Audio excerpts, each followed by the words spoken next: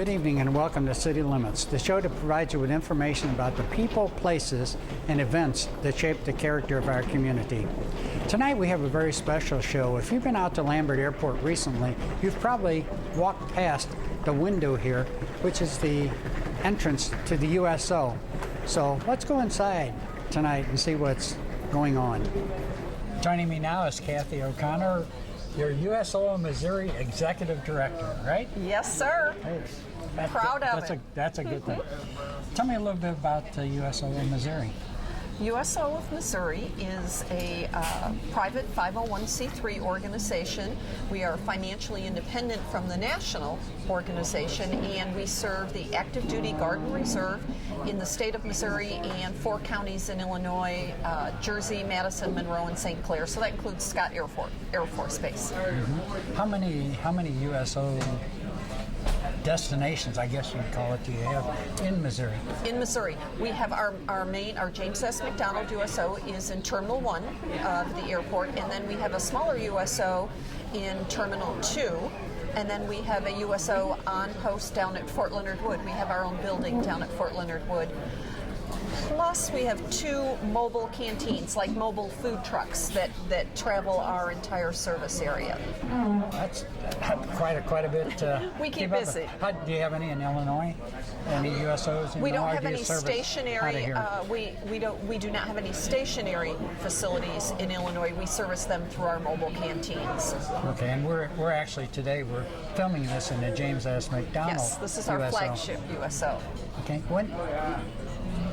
what is the mission of the USO? You know, I know what it is, but how do you describe it? The mission for the USO is to lift the spirits of America's troops. That's our mission. So when they come in here, we just want them. We're the bridge between the military and the civilian population. We're representing to the military the pride and the support of the civilian community for what they do for us. Okay. And that includes food and. Oh yes. I mean, when I was in service, that was the most important thing was food. I mean, we get eaten out of house and home, as the saying goes. And what's really interesting, we are known worldwide. Our James S. McDonald USO is known worldwide for our chili cheese dogs. And I know that sounds really strange, but in 2009, this facility was closed down we did a major renovation, and the airport gave us additional space, but we didn't have any running water, so it was just canned soda, packaged chips. And there was a group of Marines that came in from Iraq who were heading down to some training at Fort Leonard Wood. And they came in and they said they wanted a chili cheese dog because when they were in Iraq and they were talking to some soldiers and they said they were going to Fort Leonard Wood, when you go through the St. Louis USO, you have to have one of their chili cheese dogs. And these Marines, they were so disappointed. But, so I'm talking to them and I said, well, when are you coming back? Oh, well, we'll be back through in June. And I said, not a problem. We will be back in our facility in June and you can have a dog. And so, we see 8,000 to 10,000 people a month through our facility here. And when they came back, they're like, oh, ma'am, do you remember us? We're the Marines from Iraq. And I'm like, yeah. Okay, can we have our chili cheese dogs now? So we gave them to them. And so that's kind of fun. Well, that's an interesting side, chili cheese. So what else is some of the favorites that services like? Gosh, food-wise, Slim Jims. Slim Jims are very popular. Slim Jims, packaged chips. Most of the folks that we see through our facilities are folks that are going down to basic training or have graduated from basic training. And when they're in basic training, they don't get a lot of snack food. And so when they come in here, they kind of, oh, wow, we haven't had cookies or donuts or chips or cheese dogs or chili cheese nachos. So they really enjoy those. But we also have healthy things. We have fruit. We'll make them sandwiches. We have granola bars. So they have the full array. Wide range, whatever they might why. Yeah. You mentioned that, when they come back from basic training, do you get them before they go to basic training, or is basically after they No, finish basic we training? get them before also. So if they're stationed, their basic training is stationed at Fort Leonard Wood, they'll come through here. So it's not unusual. So Monday of this week, we had 700 trainees coming in that are going down, and that's a lot of fun. That's a lot of food. That's a lot of chili food, cheese and it's a dogs. lot of fun because some of them have absolutely no idea what's going to happen, and some of them have not had their hair cut before they've come in, and it's fun to just kind of look at some of them and think, ooh, you might be in for some interesting times. But then there are days when you have both the folks who have just graduated that are in the facility and the kids. You'll have a mix of both, the ones that are going down, and I like to just kind of walk around and listen to the folks that have just graduated, talk to the younger ones that are going in. Sometimes they tell them very useful information, and sometimes I just have to stand behind some of them and go, really? I can't believe you're telling the kid that. My luck is they tell me it'd be something terrible and I'd be scared to death. But it's fun. It's a very, very rewarding to come in and do this every single day. Yeah, I remember basic training. That was the most scary thing I ever went. And they always talked about, when I was in the Air Force, and they always talked about the gas house, that you got to go in this house. And they still have those. yeah. And the experienced ones will tell them, now, they tell you to do this, this, and this, but don't. They'll tell you to drink milk. Don't drink milk because that coats your throat. And it leaves, and they're telling stories back and forth. And then some of them have on their iPads, maybe they were able to take their iPad when they were further along basic, and they filmed some things, and they'll show them to some of the new trainees. And they'll be like, oh my God. That's kind of cruel in a way. Let you know what's going on. Hey, you got to get acclimated to it somewhere, That's right. I guess. That's right. So when you got anything on your sleeve, you're fair game, I guess. That's right. If I remember correctly. Mm-hmm. How many people come through here on, say, a week or a month? In a month, in this facility, we have 8,000 to 10,000, depending on the time of the year. It's higher numbers during the summer after the kids have graduated from high school and they're going down to basic. So that's our busiest. Late May through middle of September is our busiest time. We have about 500 to 600 a month come through our facility over in Terminal 2. And then down at Fort Leonard Wood, we'll have 2,000 to 3,000 a week go through our facility down there. And then just depends, mobile at our mobile events can be anywhere from serving 300 to 4,500, just depends on what it is. And then we have different family events throughout the year. So we serve anywhere from 290 to 300,000 people a year. Mm-hmm. That's the other thing. You think about the USO, you think about them doing stuff for servicemen, but you actually do stuff for the servicemen and their families. Yes, which is families an extension for sure. When we always thank the service member for their service, but you need to thank the families too, because the families serve just along with the service member. So we have a number of things down at Fort Leonard Wood. Once a month we have a family game night. We do it on the fourth Friday of the month. Being a former military, you know that pay is kind of tight at the end of the month. So we serve dinner and dessert for the families, and then when we say game night, it's all board games. There's no electronic games allowed. So it's a time for families to get together to interact. And everything that we do in any of our facilities, any of our events or our mobile is always free. So it's just it's a good time for families to get together, reconnect, and we'll have anywhere from 300 to 400 people participate in that event. And then we have USO Day at the Zoo for families. We provide breakfast for them in one of the park areas there in Forest Park. And then we give a little gift for the children, some animal themed. It might be a hat, an animal nose, a tail, sunglasses. We have a photographer come, professional photographer, and they can get a family picture taken, and then we provide wristbands for them to go into all of the Fort Fee exhibits. And so they, again, a fun day on the USO, lift their spirits, and they don't have to pay for anything unless they, get some food there. Then we do a holiday we call Santa's Express. So we have an event down at we have a holiday event here, and then we also have one down at Fort Leonard Wood for those families as well. So there's always pictures with Santa and Mrs. Claus, the toy shop, face painting, letters to Santa, and arts and crafts activities. And then we do small things during the year for families as well. Because without the family support, the military member could not devote all their energies to serving the country that they do. They worry about their families, and they appreciate knowing that the USO is out there looking out for their families. It's great. Now, I assume you have had people come from all over the world through here. Yes. Correct?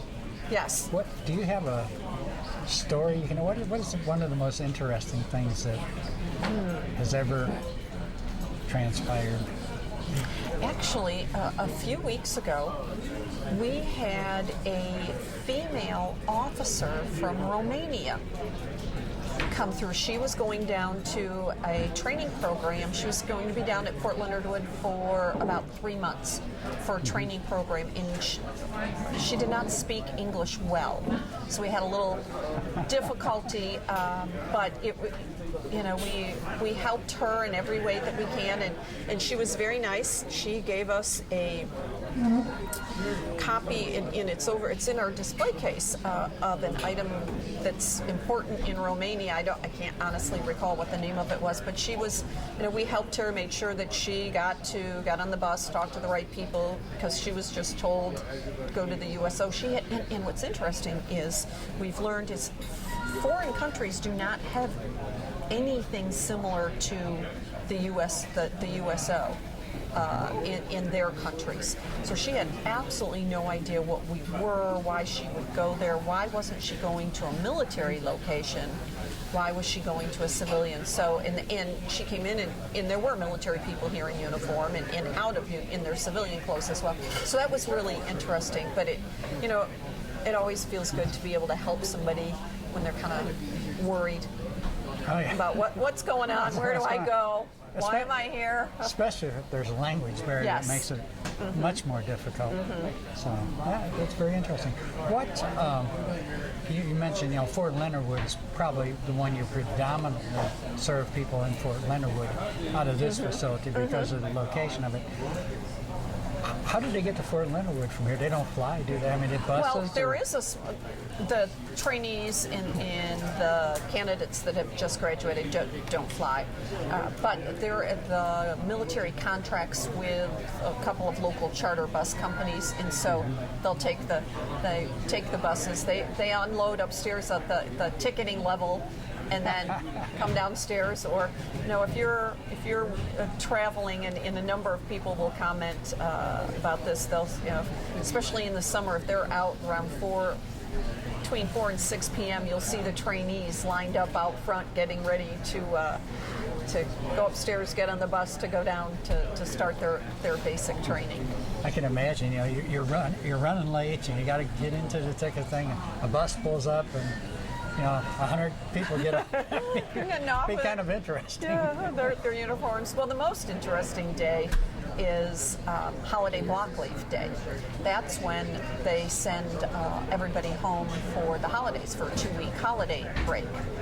I don't believe the other branches do it to the extent that the Army does. But so last year, there were 4,500 to 4,700 kids that came through this to Terminal 1 and Terminal 2. They all leave Fort Leonard Wood at the same time, one bus right after the other, and the look on the traveling community, the civilian travelers, when they see all these folks in uniform. Plus you have the drill sergeants, because these kids are still in basic training. So they're not really released until they get on the other side, until they've gone through security. So the drill sergeants are still walking around the airport, you know, if they've got a shirt, you know, something over their uniform, or they're walking and talking on their cell phone, or they've got their earbuds in. Oh, those are no-nos.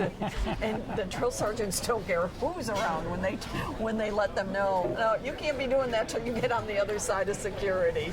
You kind of wonder if it's English that they speak to. If I remember some of the drill sergeants I had, it's kind of gibberish, but you know, you can make out a few words here and there. It's more the tone of voice that you understand. Right, yeah. I didn't, you know, I really didn't think I was like that, but, you know, that's the way it goes. What, statewide, about how many people do you serve a year? And considering all of the different facilities. Gosh, statewide, in that 290 to 300, that includes the folks that we serve over in Illinois, that includes the Fort Leonard Wood population, that includes the Whiteman Air Force population. We go to Kansas City, we go to St. Joe, Poplar Bluff, anywhere where there is a Guard or Reserve unit. So that number encompasses all of those. But this facility is our busiest facility, where we serve 8,000 to 10,000 a month out of here. Do you have a rough estimate how many people have actually ever came through this facility overall?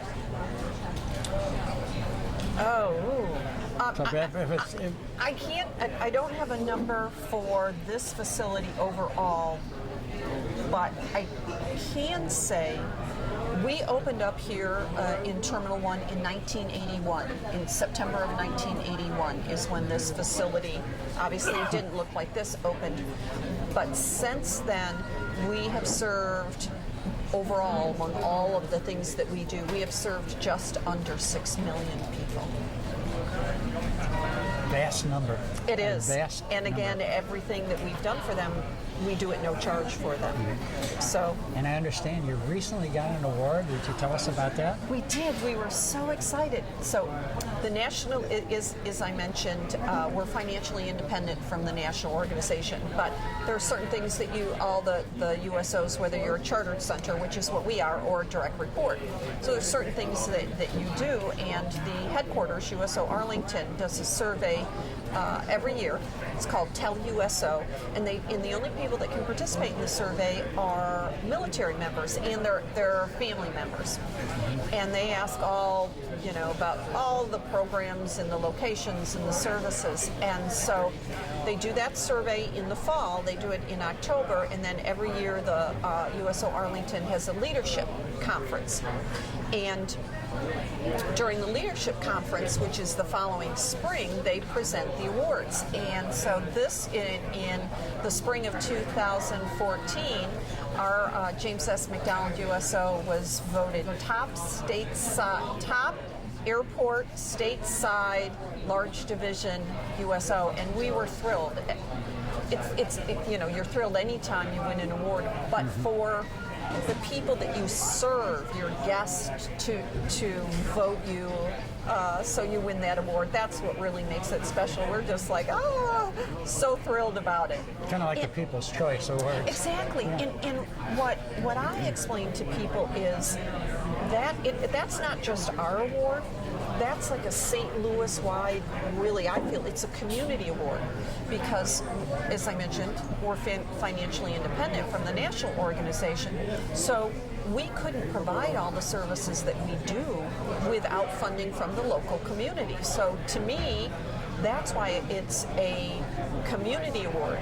You know, the airport, the support that we receive from the airport for the facility, and all the different church organizations and the different groups and individuals and businesses that either provide monetary donations or in-kind donations for us. That's what allows us to do what we do, and then our 1,200 plus volunteers that work the facilities. So it really is a community award. It's not just the USO award, because we would never have won it without the community support. Mm-hmm. How many volunteers do you have working here overall, and then on a maybe daily basis? Gosh, let's see. We have so our shifts go. They start at midnight to 6. We, depending on the time of the year, we'll have anywhere from 2 to 4 people on that shift. So we probably in a day maybe have again, depending on the time of the year, 20 to 24 volunteers in a day. So our shifts go midnight to 6 a.m., 6 to 10, 10 to 2, 2 to 6, 6 to midnight. And the number of people on each shift depends, by day of the week in the month, and time of year. We have all kinds of statistics to go back and show how many people generally come through and how we set that up. Okay, so it varies widely, Yes. I guess. And so we have the volunteers here. We have volunteers that work. Some volunteers just work Terminal 2. We have volunteers that may only work our mobile. We have volunteers that work for our Fort Leonard Wood, and then we have special event volunteers. So depending on what your time schedule is, how much time you would like to devote to volunteering, or what you like to do, we have multiple volunteer options, which makes it very, very nice for our volunteers. It's quite a setup. It's really amazing. I mean, I've known about the USO since I was in service years ago, but I really had no idea about the depth of it here in St. Louis, nor how big an organization you have, nor how you get funded. I mean, that's got to be a interesting opportunity to keep that funding going, because it's not cheap to run, I'm sure. When I've been with the USO as an employee now for 7.5 years, and the one thing, and still, we're always trying to, get the message out, as you mentioned, what you didn't know, but that's what our biggest, I won't say issue, but task is, or opportunity, is to let people, explain to people, we're not part of the government, we receive no government funding, we're not a United Way agency, because United Way funds are collected locally, and they want to, and as they should, they're spent on local people. But our people aren't local. Our people are in transit that we serve.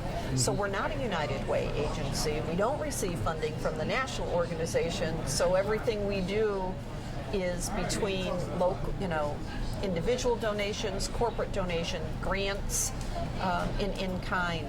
So it's every year we start with zero and try and raise all the money that we can to meet our budget. Have you ever come close to running out?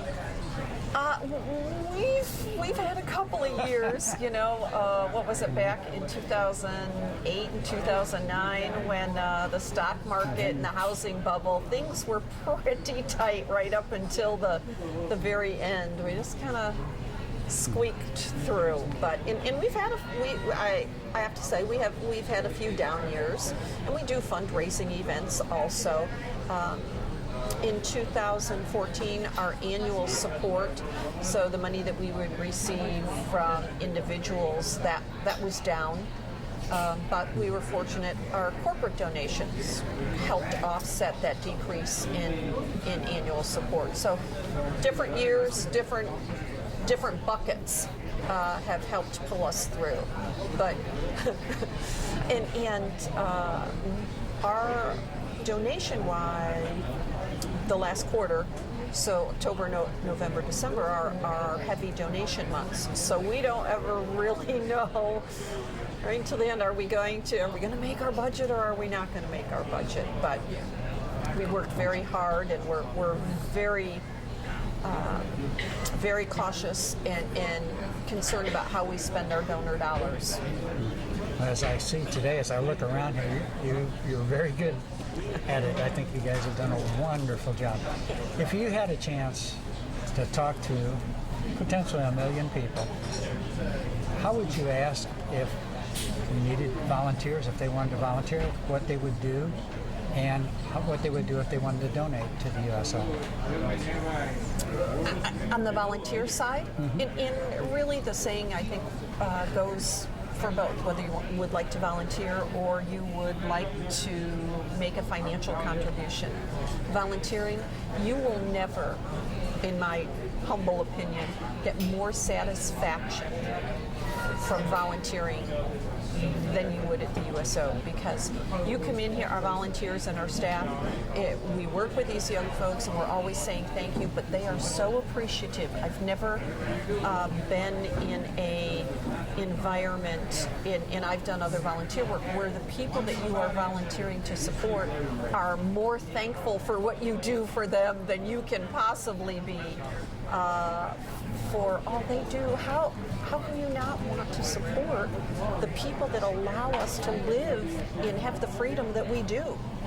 I mean, to me, that's kind of a no-brainer, and so it kind of goes the same for people that want to make a financial donation.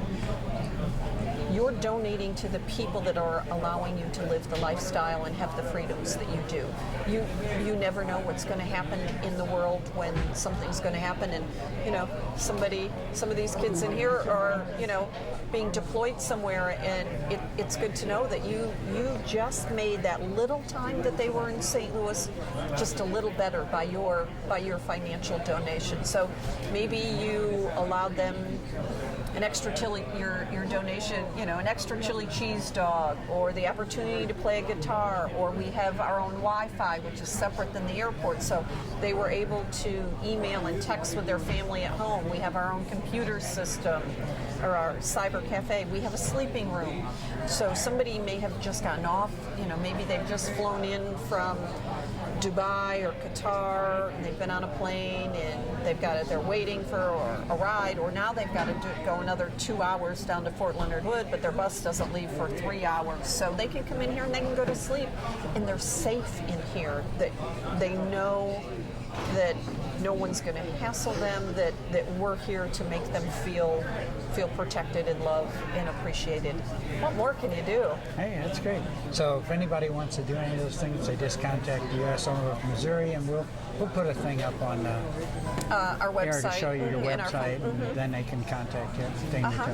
Now, I ask everybody I ever have on my show, I ask this question: where'd you graduate from high school? I graduated from Ilion Central High School in Ilion, New York. Oh, okay. Which is in upstate, I'm very specific, upstate New York. It's about, I grew up 90 miles from Syracuse. Oh, okay. So sounds great. Well, I think you're the first person from New York I've ever interviewed. At least I can remember anyway. But that's and I always say, people ask me, where are you from? Upstate. There's a very difference between Syracuse and the area that I'm from, the pretty area, as opposed to downstate in Long Island. We in upstate think that should be a different state. Okay. Where did you go to college? I graduated from the University of Maryland in College Park. Okay. I was going down south. See, for somebody from upstate New York, Maryland, the university is below the Mason-Dixon line. So I went down south to school. Down south? Well, it was warmer down there probably. Well, but the first winter I was there, they had the worst snow. They had the worst winter they'd had in 10 years. I was like, oh my God, it's following me. I watched on TV this morning on CNN. They had a guy climbing Niagara Falls. It's frozen. Yes. And he was climbing up the ice. Oh wow. Now that's cold. Yeah, I have been there. I've been to Niagara Falls in February when it's frozen, and it is so cool because the mist from the water in it is on all the lamp, and I don't know what they'd show, but there's icicles and ice on the lampposts, on the railings. It is beautiful. But you have to be a person who likes winter, and I love winter, so. Well, I don't know about that. I won't say I love it. I tolerate it in my particular case. Well, thank you very much. Oh, it's been my pleasure. Thank you so much for coming and having me. I appreciate it. We'll have to do this again sometime. Anytime. Love to have you. Thank you. Thank you for watching our show this evening. We hope you enjoyed the tour of the USO out here at Lambert Field. If you have any questions for me, you can contact me at www.cityofblackjack.com or call me at area code 314-355-0400. Thank you for watching. Good evening.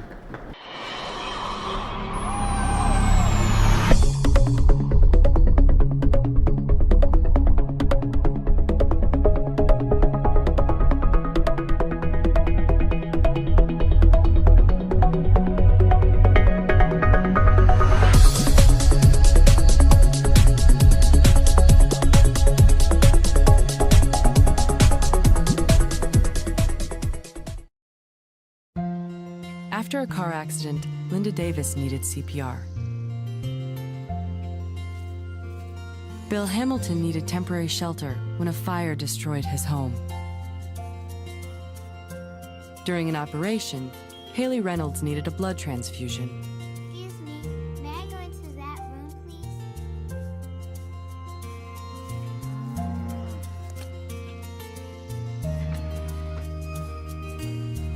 Next year, revenue growth again will be a focus.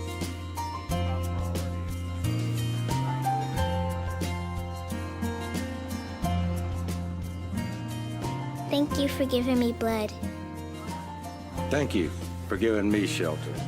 Thank you for saving my life.